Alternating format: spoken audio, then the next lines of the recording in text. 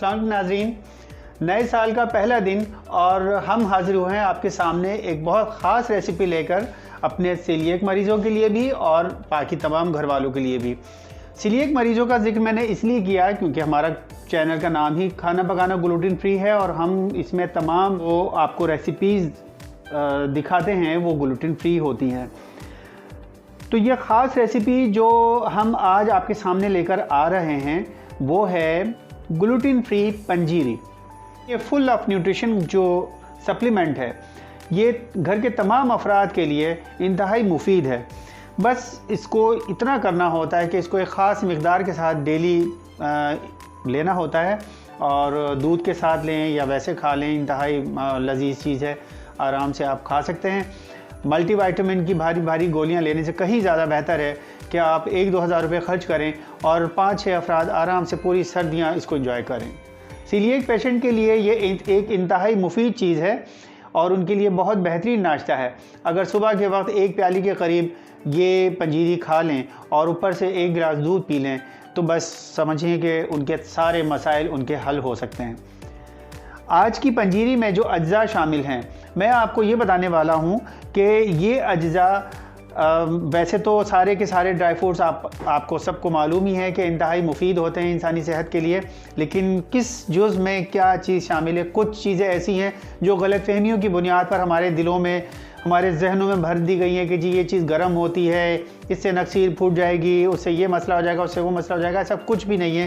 पंजीरी एक इंतहाई बैलेंस किस्म का सप्लीमेंट है जो कि आपको हर किस्म के साइड इफ़ेक्ट से महफूज रखता है और आपको पूरी ग़िज़ाइयत देता है। इस पंजीरी के अज्जा में हमने जो शामिल की हैं चीज़ें उसमें माश की दाल की सूजी शामिल है और चावल की सूजी शामिल है और मुख्तलिफ ड्राई फ्रूट शामिल हैं। तो आइए देखते हैं कि इसमें क्या क्या चीज़ें शामिल हैं। मैं साथ साथ आपको बताता जाऊंगा कि किस चीज़ को किस तरह से आपको ख़रीदना है और किस चीज़ के क्या क्या फ़ायदे हैं। अच्छा, तो सबसे पहले हमें उसके लिए चाहिए 1 पाव छिलकों वाली माश की दाल। ये छिलकों वाली माश की दाल आप देख सकते हैं, लोग मूंग की दाल में और माश की दाल में फ़र्क नहीं कर पाते। माश की दाल का छिलका ब्लैक कलर का होता है, ये आपको नज़र आ रहा होगा। सबसे पहले हम माश की दाल की ही बात कर लेते हैं। माश की दाल में प्रोटीन, आयरन, कैल्शियम और विटामिन बेइंतहा तादाद में मौजूद होते हैं और इसमें विटामिन B6 भी शामिल होता है, पोटेशियम भी है, जिंक भी है, कॉपर भी है, मैग्नीज और हर तरह के मिनरल्स इसमें तकरीबन पाए जाते हैं। इसको आप यूँ समझ लें कि आपके इम्यून पावर के लिए बहुत बेहतरीन चीज़ है।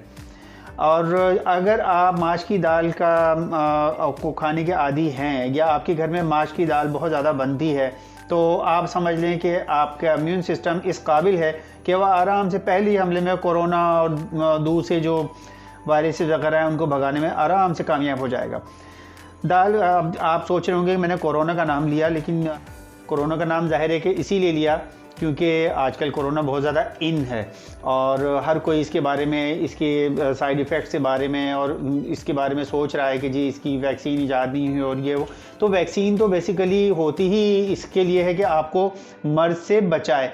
तो हमारी जो डेली खुराक है अगर हम उसको मुतवाज़न कर लें तो हम हर तरह की बीमारी से, हर तरह के वायरस से बच सकते हैं। इसके अंदर इस माश की दाल में एक बहुत अहम जुज़ शामिल है जो कि पॉलीफेनॉल्स कहलाता है। ये पॉलीफेनॉल जो है ये वो जुज़ है जो जिस्म में जो आपके गंदे मादे हैं, गंदा खून है, उससे लड़ता है और आपको बीमारी से बचाता है। सबसे अहम चीज़ ये होती है कि जो अल्ट्रा वायलेट लाइट्स हैं उनके नुकसानात को ये दूर करता है। जो कराची में आपने देखा होगा कि हीट वेव्स तकरीबन अब हर साल ही आने लगी है। लोग लू की वजह से बहुत ज़्यादा शिकार हो जाते हैं गर्मी का। तो माश की दाल के अंदर वो ताकत है कि वो सूरज की जो अल्ट्रावायलेट लाइट्स हैं जो कि आपके लिए बेइंतहा नुकसानदेह भी साबित हो सकती है, वो उनको भी, उनसे लड़ने की भी सलाहियत रखती है माश की दाल, अगर आप इसे अपनी डाइट में शामिल रखते हैं तो। फोलिक एसिड इस दाल माश में इतना ज़्यादा पाया जाता है कि ये सीलिएक पेशेंट के लिए तो बहुत ही आइडियल किस्म की दाल है और इसे अपनी ग़िज़ा का हिस्सा बनाना सीलिएक पेशेंट के लिए बेहद ज़रूरी है। दिमागी ताकत के लिए इसमें मैग्नीशियम शामिल है और जो हर तरह के नफसियाती मसाइल हैं, जो डिप्रेशन हो जाता है हम लोगों को, एंजाइटी फील करते हैं, माश की दाल में ये जो है कि ये आपको बहुत अच्छी नींद अता करती है माश की दाल, क्योंकि इसमें मैग्नीशियम बहुत ज़्यादा है। तो ये मैग्नीशियम वो मिनरल है जो आपके नफसियाती मसाइल को काफ़ी हद तक कम करता है, आपकी डिप्रेशन को कम करता है, आपको नींद बहुत अच्छी पुरसुकून नींद आती है। तो आइए चलते हैं वापस अज्जा की जानिब, देखते हैं कि दाल माश की सूजी हमने किस तरह बनाई। तो ये दाल हमने ले ली और इसकी हमने बनाई है सूजी। 1 पाव सूजी जो हमने बनाई है, इसका तरीका पहले नोट कर लें। इस माश की दाल की सूजी को बनाने के लिए हमने इसके साथ ये किया कि 1 पाव दाल लेके हमने उसको अच्छी तरह से धो लिया, और धोने के बाद हमने उस माश की दाल को अंदर इतना हमने दूध डाल दिया कि वो डिप कर जाए, और इसको भिगोने के लिए हमने इसको रात भर का टाइम दिया। रात भर भीगने के बाद इस दाल को हमने इस प्याली से अलग किया। आप देख सकते हैं नीचे सिर्फ 1 चमचे के करीब दूध बचा है और बाकी सारा का सारा दूध इस दाल में जा चुका है। अब हम इस दाल को एक अच्छे से टॉवल पे या किसी साफ़ कपड़े पर फैला देंगे ताकि ये खुश्क हो जाए, और इसे खुश्क होने के लिए हम इसको किसी ऐसी जगह पे रखेंगे जहाँ धूल मिट्टी ना हो और खुली हवा हो, और इसको अच्छी तरह से हम खुश्क कर लेंगे। वैसे तो इस दाल के लिए धूप बेइंतहा ज़रूरी है, धूप के अंदर ये ज़्यादा अच्छी तरह से खुश्क होता है, लेकिन हमारे घर में चूँकि इन दिनों धूप ज़्यादा नहीं है, ज़्यादा से ज़्यादा 1 या आधे घंटे के लिए बस धूप आती है छत पर, तो इसलिए हमने इसको रूम एयर में खुश्क किया था। अब हम इसको हाथों से रगड़ रगड़ कर फैला देंगे। हाथों से रगड़ना इसलिए ज़रूरी था क्योंकि इसके छिलके हमें अलग करने थे। इसके छिलके जितने ज़्यादा अलग कर दिए जाएंगे उतनी ही ज़्यादा अच्छी हमारी सूजी बनेगी।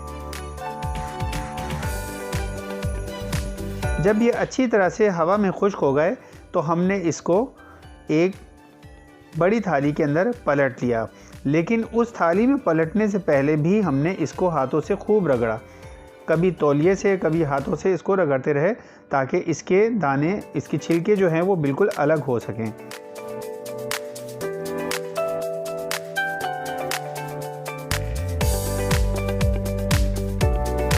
ये देखिए, ये दाल के छिलके ज़्यादातर अलग हो चुके थे, लेकिन उसके बावजूद हम इसको बार बार रगड़ते रहे ताकि इसके छिलके बहुत अच्छी तरह से अलग हो जाएं।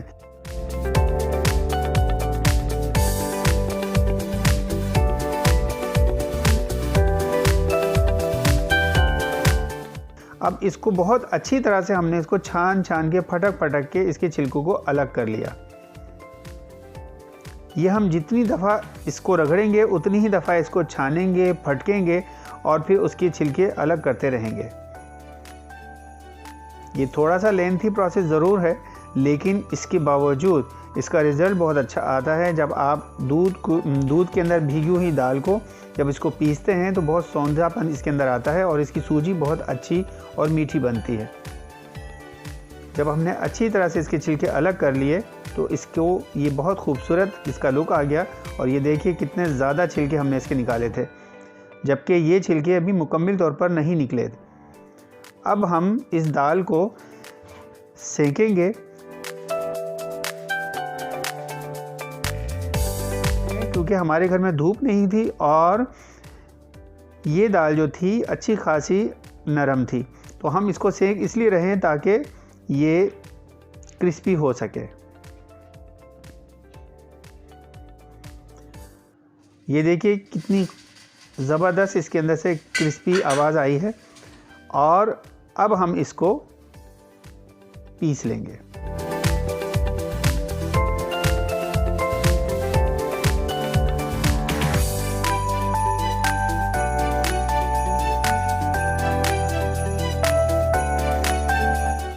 इस तरह से ये बनी हमारी माश की दाल की सूजी। तो इस तरह से तैयार हुई है हमारी ये सूजी। ये 1 पाव के करीब सूजी है माश की दाल की, और इसके अलावा इसी तरीके से हमारे पास रखी है 1 पाव के करीब सूजी चावल की। डिस्क्रिप्शन कार्ड में इसका लिंक मैं दे दूंगा, ऊपर भी आ रहा होगा, उसको देख लीजिए। उसको क्लिक करके इसकी भी सूजी निकालने की तरकीब आप देख सकते हैं। और ये जो रखा है ये गोंद कतीरा रखा है। गोंद कतीरा हमने लिया है 50 ग्राम। इस 50 ग्राम गोंद कतीरा के बारे में मैं आपको बता दूं कि गोंद कतीरा जिसे इंग्लिश में ट्रगाकांथ कहा जाता है और इसमें बेइंतहा फ़वाइद छुपे हुए हैं। इसके बारे में आम तौर पर ये गलतफहमी है लोगों को कि ये सिर्फ ज़च्चा ख़वातीन को ही खिलाया जाता है या सिर्फ ख़वातीन के लिए मखसूस है, जबकि ऐसा बिल्कुल भी नहीं है। ये बहुत हैरत अंगेज़ किस्म की हर्ब है कि आप ये देखें कि सर्दियों में ये गर्म तासीर रखता है और गर्मियों में ये सर्द तासीर रखता है। एक बहुत बड़ी गलतफहमी और भी मशहूर है इसके बारे में कि आम तौर पर जब ख़वातीन के यहाँ कोई विलादत होती है तो उनके लिए जब गोंद बनाया जाता है तो बहुत सारी नई नस्ल की ख़वातीन जो हैं वो इसको खाने से ही इनकार कर देती हैं। वो कहती हैं नहीं जी, हमारा वेट हम गेन कर जाएंगे, हमारा वेट बढ़ जाएगा बहुत ज़्यादा, जबकि ऐसा बिल्कुल भी नहीं है। गोंद कभी भी वेट बढ़ाता नहीं है, बल्कि आपका वज़न कम करता है और ये आपको एक फुल न्यूट्रिशन देता है और आप कम ग़िज़ा के अंदर आराम से वो ताकत हासिल कर लेते हैं जो कि आपको बहुत ज़्यादा खाना खाने के बाद हासिल होती है, जो कि आपको मोटा भी करती है। लू लग जाने की सूरत में गोंद कतीरा जिस्म के दर्जा हरारत को कम करने के लिए बहुत ज़्यादा फ़ायदेमंद है और गर्मी लगने की सूरत में पानी में भिगो के नरम करते हैं लोग, ठंडे मशरूब में डालकर पीते हैं। इसको टोमेटो केचप में भी यूज़ किया जाता है, ज़ैंथन गम को भी यूज़ किया जाता है। बहुत से लोग ग्लूटेन फ्री जो बेकिंग कर रहे होते हैं, अगर उनको ज़ैंथन गम रास नहीं आता तो उसकी जगह पे गोंद कतीरा इस्तेमाल करते हैं। तो गोंद कतीरा भी उतनी ही मिक़दार में इस्तेमाल होता है जितनी मिक़दार में ज़ैंथन गम इस्तेमाल किया जाता है। तो लेकिन ये बेकिंग की मैं बात कर रहा हूँ, लेकिन आम तौर पर गोंद कतीरा की इंटेक जो है वो इतनी ज़्यादा नहीं होनी चाहिए। ये पूरे दिन में अगर हम खाएं तो 3 से 4 ग्राम ही सिर्फ खा सकते हैं। और गोंद कतीरा आमतौर पर लूज़ मोशन में भी इंतहाई मुफीद है, निज़ाम हाज़मा को भी बहुत बेहतर बना देता है और जिस्म को डिहाइड्रेशन से भी बचा लेता है। और लोग कहते हैं कि जी औरतों के लिए है, नहीं जनाब, ये मर्दों की सेहत के लिए भी इंतहाई हैरत अंगेज़ नताइज पैदा करता है। ये बूढ़ा नहीं होने देता किसी को और बहुत अरसे से जो है कमज़ोरी दूर करने के लिए, भले चाहे ख़वातीन की हो या मर्दों की हो, मखसूस बीमारियां हो या कुछ भी हो, बहरहाल ये मर्दों के लिए भी और औरतों के लिए भी बेइंतहा फ़ायदेमंद है। और आप देख सकते हैं कितना ताज़ा और बड़े बड़े इसके टुकड़े हैं। इसको जब हम भूनेंगे तो ये फूल के थोड़ा सा और ज़्यादा बड़ा हो जाएगा। जब भूनेंगे तो फिर आपको वो भी दिखा देंगे। इसके साथ रखा है कमरकस, ये भी गोंद की एक किस्म है और ये कमर के दर्द के लिए और बहुत सारी चीज़ों के लिए बहुत ज़्यादा फ़ायदेमंद है। बहुत सारी बीमारियों के लिए, ख़वातीन की मखसूस बीमारियों के लिए भी और कमर के दर्द के लिए भी और बहुत सारी चीज़ों के लिए बहुत ज़्यादा फ़ायदेमंद है। इसके लिए मैं कभी अलग से आपको वीडियो बना के बता दूँगा। इसके साथ रखी है हमारी सौंठ। सौंठ के हमने खुश्क सौंठ के हमने 2 गांठें लिए और ये तकरीबन बनती है 7 से 8 ग्राम बनती है।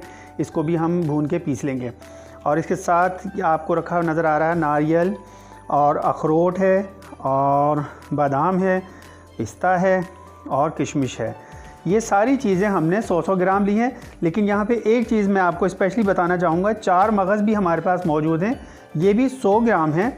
और ये जो 4 मगज़ हैं ये चारों के चारों अलग अलग हैं। नॉर्मली अगर आप जाएं किसी पंसारी की दुकान पर और उसको कहें 4 मगज़, तो वो आपको सिर्फ़ और सिर्फ खरबूजे के बीज या तरबूज के बीज थमा देता है और कहता है ये 4 मगज़ हैं। ज़्यादातर जो दिए जाते हैं वो तरबूज के बीज दिए जाते हैं 4 मगज़ के नाम पर, जिसमें दरअसल एक ही मगज़ होता है, बाकी 3 मगज़ उसमें से गायब होते हैं। तो ये तरबूज के बीज हैं, ये 25 ग्राम है। इसके साथ हैं खरबूजे के बीज, ये भी 25 ग्राम है। इसके साथ हैं ककड़ी के बीज, ये भी 25 ग्राम है। और इसके साथ हैं खीरे के बीज, ये भी 25 ग्राम हैं।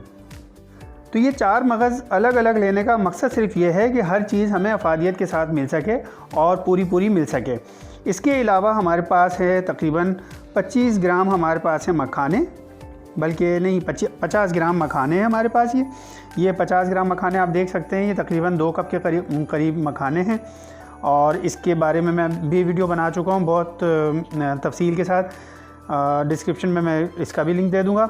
इसके बाद है हमारे पास ये आधा किलो के करीब असली घी। तो असली घी के बारे में अक्सर सीलिएक ग्रुप्स में सवाल होते हैं कि जी असली घी ग्लूटीन फ्री है या नहीं है। तो भाई इसका प्रोसीजर के ऊपर है कि कोई प्रोसीजर किस तरह से अडॉप्ट करता है। कुछ लोग ये करते हैं कि जब असली घी निकालते हैं तो जब उसको मक्खन को गर्म किया जा रहा होता है तो उसके अंदर रोटी का टुकड़ा भी डाल देते हैं, तो ज़ाहिर है कि वो ग्लूटीन फ्री नहीं हो सकता। तो हमने तो ये कभी नहीं बनाया घर में। हम जिनसे मंगाते हैं उनको स्पेशली रिक्वेस्ट कर देते हैं कि जी उसके अंदर रोटी वगैरह कुछ ना हो, और हम अपनी आंखों के सामने ये बनवा लेते हैं और ये असली घी मिल जाता है हमें। आप भी जहाँ कहीं से भी असली घी हासिल करें तो उनसे रिक्वेस्ट कर दें या ख़ुद निकाल लें। ख़ुद हमने तो कभी नहीं निकाला, कभी निकालेंगे तो आपको रेसिपी इसकी भी दे देंगे। और ये असली घी डालना इतना ज़्यादा ज़रूरी भी नहीं है। अगर आप चाहते हैं कि बनास्पति घी में बनाएं तो आप बनास्पति घी में बना लें। कुछ लोगों को वाकई जो असली घी है वो प्रॉब्लम कर जाता है। वो प्रॉब्लम किस तरह से कर जाता है कि जो शहरों के रहने वाले होते हैं वो असली घी के आदी नहीं होते। जब वो असली घी खाते हैं तो उनके पेट में दर्द होने लगता है। मेरे साथ भी यही प्रॉब्लम है और मैं भी असली घी बहुत कम खाता हूँ। लेकिन ये पंजीरी के अंदर असली घी बिल्कुल बराए नाम चूँकि डलता है तो इसलिए पता भी नहीं चलता और ये इतना ज़्यादा प्रॉब्लम नहीं करता, क्योंकि हम ये बहुत ज़्यादा नहीं खाते इसलिए बहुत ज़्यादा प्रॉब्लम नहीं करता। इसके अलावा हमारे पास है आधा किलो चीनी। हलवे का सीधा सीधा सा रूल है कि जितनी आपकी सूजी होगी उतना ही आपकी चीनी होगी। तो ये आप देख सकते हैं कि 1 पाव हमने ली थी माश की दाल की सूजी और 1 पाव हमने ली थी चावल की सूजी। तो यह आधा किलो मिकदार हो गई। तो आधा किलो के साथ हम आधा किलो चीनी ही डाल रहे हैं। आप चाहें तो अगर कम करना चाहते हैं तो कम कर लें और आपकी मर्ज़ी है, जितने भी आप मीठा पसंद करते हैं उतना मीठा आप बना लें।